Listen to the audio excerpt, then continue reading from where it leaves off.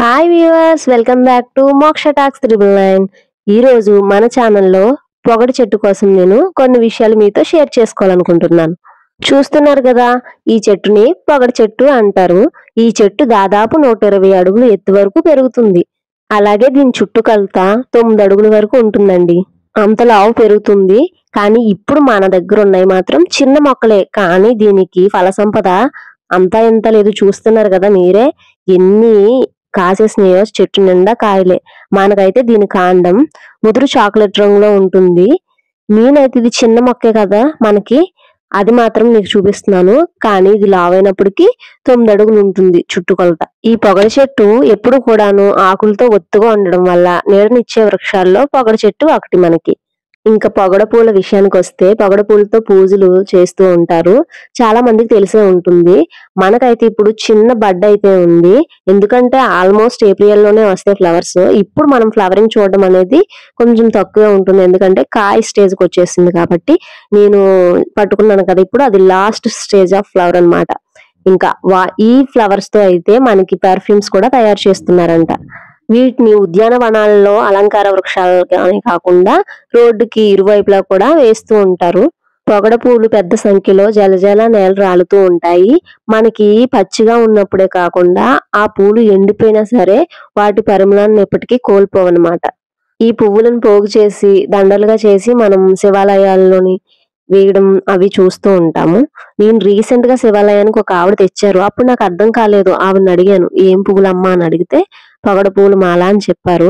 అప్పుడు నేను వచ్చి ఇక్కడికి వచ్చి చూస్తే సేమ్ ఫ్లవర్స్. అయ్యో, నేను ఇన్ని రోజులు చెట్టు పక్కనే ఉన్నా సరే ఎప్పుడు నేను పూజ కూడా చేయలేకపోయాను అని చాలా ఫీల్ అయ్యాను. వీటి పూలు, బెరడు, వేళ్ళు, ఆకులు, పళ్ళు, కాయలు అన్ని కూడా వైద్యానికి చాలా బాగా ఉపయోగిస్తారు. అవి నేను ఇప్పుడు మీకు ఎక్స్ప్లెయిన్ చేస్తాను. ఇక్కడ చూస్తున్నారు కదా, చెట్టు నిండా కూడా గుత్తులు గుత్తులుగా ఎన్ని కాయలు కాసాయో. మనకి అనాదిగా ఆయుర్వేదంలో ఎక్కువ ఈ చెట్టు తాలూకు పళ్ళు దంత సమస్యలకే ఉపయోగిస్తున్నారంట. పళ్ళే కాదు, వేళ్ళు, బెరడు కూడా. మనకి పళ్ళ నుంచి రక్తం కారినా, ఇంకా పళ్ళు కదిలినా, అలాంటి సమస్యలు ఉన్నప్పుడు ఈ పొగడి చెట్టు పచ్చికాయలు ఉంటాయి కదా, అవి నోట్లో వేసుకొని నమిలితే ఆ సమస్యలు అయితే తగ్గుతాయట. అలాగే ఈ చెట్టు బెరడు ఇంకా పువ్వుల కషాయాన్ని మనం నోటిపోతున్నప్పుడు కానీ, నోరు వాసన ఉన్న అలాంటి టైముల్లో ఆ నీటిని మనం పుక్కలించితే ఆ నోటి దుర్వాసన అనేది దూరం అవుతుందంట.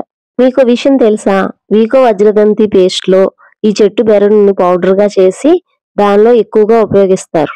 కురుపులకు, గాయాలకు ఈ పూలు, పళ్ళు ద్వారా తయారు చేసిన మందులను ఆయుర్వేదంలో ఎక్కువగా ఉపయోగిస్తూ ఉంటారు. పాము కాటుకి ఈ చెట్టు ఆకుల్ని విరుగుడు మందుగా వాడుతూ ఉంటారు. వీటి పండ్లు కొంచెం వగరుగా, కొంచెం తీపిగా ఉంటాయి. అందుకనే పక్షులు, జంతువులు ఈ పండ్లను తినడానికి ఎక్కువగా ఇష్టపడుతూ ఉంటాయి. చాలా మంది అయితే వీటి పండ్లతోని పచ్చళ్ళు కూడా తయారు చేస్తూ ఉంటారు. ఈ చెట్టు పూలు, పళ్ళు, ఆకులు చాలా గట్టిగా ఉంటాయి. కాండం కూడా చాలా గట్టిగా ఉంటది. దీని కలపతోని పాలిష్ చేసుకొని గృహోపకరణలు, ఇంట్లోని సంగీత వాయిద్యాలు, ఇంకా ఫోటో ఫ్రేమ్లు, చిన్న చిన్న ఫ్రేమ్స్ అలాంటివి తయారు చేస్తూ ఉంటారు. అలాగే బోట్లు, తెడ్లు, తెరచాపలు, వ్యవసాయ పనిముట్లు, ఇంకా నూనె గానుగా ఆడుతారు కదా, వాటి తయారీలో కూడా ఈ కలపను ఎక్కువగా ఉపయోగిస్తూ ఉంటారు. చూడండి పొగడకాయలు ఎంత అందంగా ఉన్నాయో. పండిన కాయలు మనకి ఈ ఆరెంజ్ కలర్ లా వచ్చేస్తాయి అన్నమాట. పచ్చిగా ఉన్నప్పుడు లైట్ గ్రీన్ కలర్ లో ఉంటాయి. మనకి పూల విషయానికి వస్తే, పూలు మీకు చూపించలేకపోయాను. ఏప్రిల్ లో ఉంటాయి కదా ఫ్లవర్స్, చిన్న బడ్స్ అయితే ఉన్నాయి అక్కడక్కడ.